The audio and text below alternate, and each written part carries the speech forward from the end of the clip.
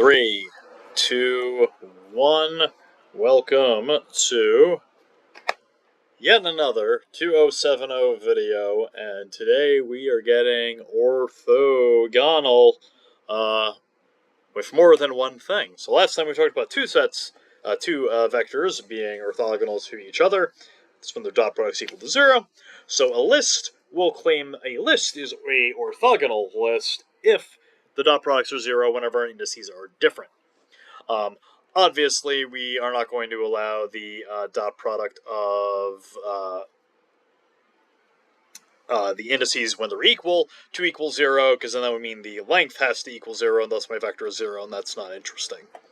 Alright, so, for example, here is a orthogonal list, because if I take all of the different dot products possible, v1 dot with v2, get a big fat 0. Same thing for v1 and v3, and v2 and v3. So there's a nice orthogonal list of things. Here is a list of things that fails to be orthogonal, because u1 dotted with u3 is in fact equal to 2. So not orthogonal. Alright, now last time we saw two things being orthogonal, dot products equal to 0. Here we've got, for a list, dot products equaling 0, distinct entries. That's orthogonal. Now, if you think about two orthogonal things in R2, well, they form a right angle, and thus my vectors are pointing in very opposite directions. And note, then, that they have to be linearly independent. They can't be scalar multiples of each other. This carries over to any list of non-zero vectors that is orthogonal. They have to be linearly independent from each other. It's really cool. And it's got a really cool proof. If you take a linear combo of these vectors, set it equal to 0, well, dot product it with any vector from the list, vj. The dot product with the 0 vector will always be equal to 0.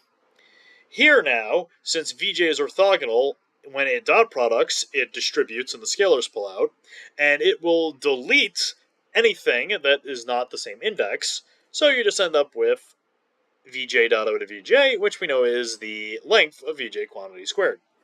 Now, since this is equal to 0, one of these things has to equal 0, but the length squared can't equal 0 because I had non-zero vectors, so all of the scalars must equal 0, and thus we have linear independence. Beautiful. A similar trick can be pulled to compute the elements of the span of a list of orthogonal things. If y is in the span, it's got a linear combo. Pulling the same trick that we did before, taking the dot product of both sides with vj, that will delete everything on the right except for the scalar and vj. Since these are non-zero, this is a non-zero quantity, and thus you can divide it over and get a formula for all the alpha j's.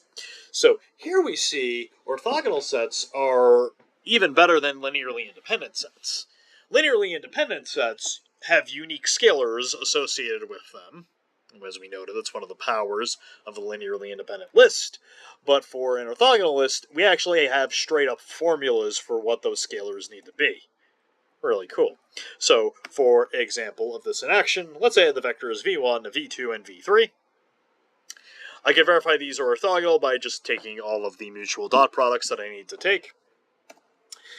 Alright, now note that that would be 3 linearly independent things, and thus it would have to span all of R3, so if I take any vector, I know it needs to be a linear combination of these 3.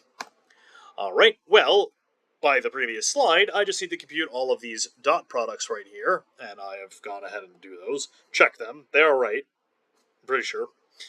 And indeed, y then has to be that corresponding linear combo of my vectors up there. Beautiful.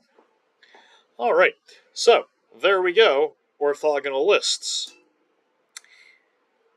You know what would make this even better?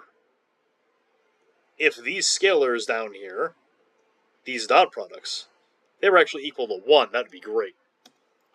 Oh, hey. So, a list of vectors is called orthonormal if it is orthogonal, and each thing is a unit vector, meaning it's got length 1.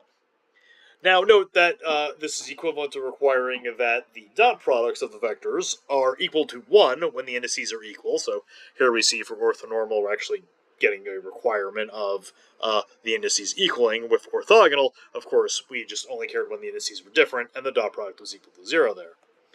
Oh, hey, we're equal to 1 when j is equal to k, and we're equal to 0 when j is not equal to k. Oh man, where did we see that before? Well, before we address that, let's note that you can be orthogonal but fail to be orthonormal. So, for example, we know these things are orthogonal, but they're not orthonormal because all of their lengths are not equal to 1. All of their lengths are disgusting square roots.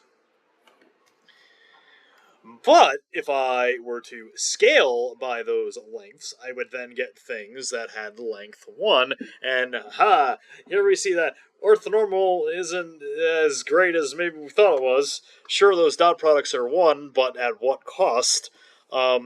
Square roots have shown up. So, an unfortunate side effect of orthonormal, while it's got this very nice dot product property, is that the actual entries of an orthonormal list are usually disgusting because they're dividing out by lengths, and lengths have square roots, and So, generally speaking, orthonormal sets, while they're very nice, and we'll see are very powerful and very useful, the actual entries are a little not great.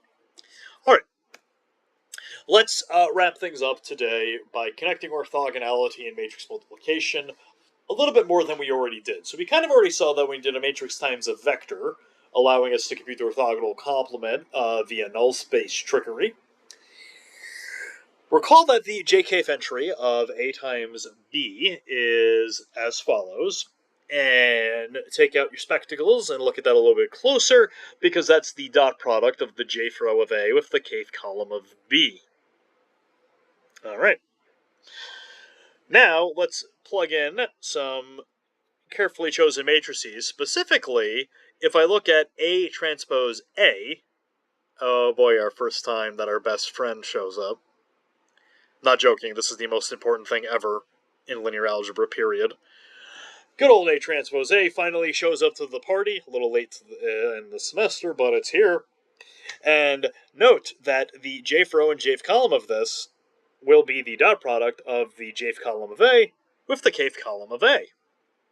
So if A1 to AN are the columns of A, then the jkth entry of A transpose A is just the dot product of these.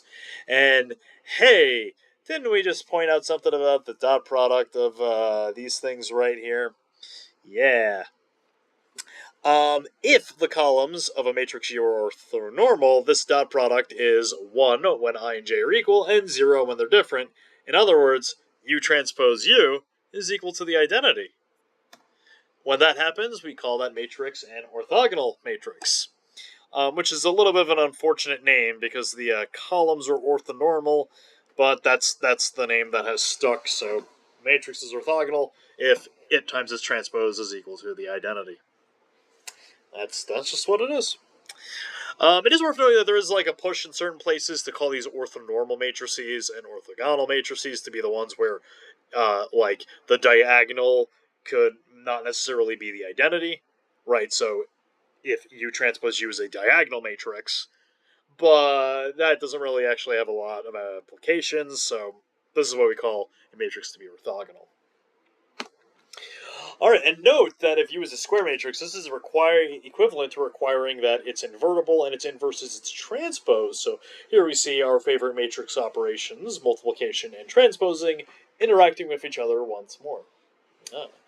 All right, and for us now, this is all we're going to say about this. We are going to orthogonally diagonalize things a little bit later, but we need some more machinery before we go that crazy. So with that, we will say goodbye for now and reconvene in the next video where we're going to do a little orthogonal projecting.